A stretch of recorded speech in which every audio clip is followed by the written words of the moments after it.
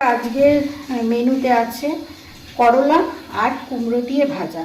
এখানটা আছে শসা, এখানে আছে কাঁচা লঙ্কা, এখানে আছে পেঁয়াজ, আর এখানটা আছে গাটি আলু দিয়ে সুন্দর তরকারি। একটু গামাখা গামাখা করে ঝোল রেখেছি, যার কারণ হচ্ছে ডাল করিনি, ঠিক আছে।